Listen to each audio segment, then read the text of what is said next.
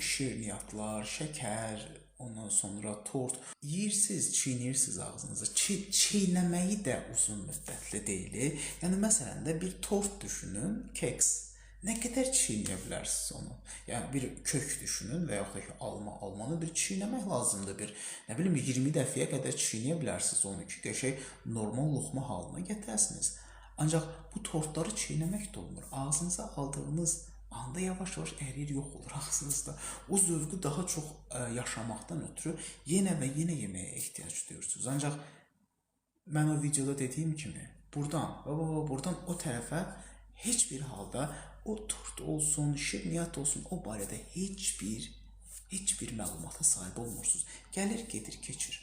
Qan şəkərinizi qaldırır, vəziyyətinizi pisləşdirir, insulininizi qaldırır və sonradan sizə artıq çəkilər verə bilər.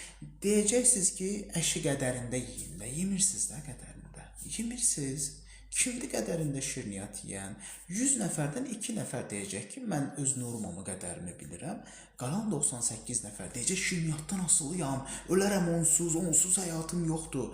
98 nəfər bunu deyəcək, 2 nəfər deyəcək ki, mən yeyirəm normasında, hər şeydə superdir. Yəni biz müəyyən dərəcədə çoxluqdan götürürük də, istisnalar da qaydanı pozmur. Ona görə də biraz çətin bir məhsullardır bunlar. Nə qədər bacarırıqsa da uzaq dursaq, o qədər yaxşıdır.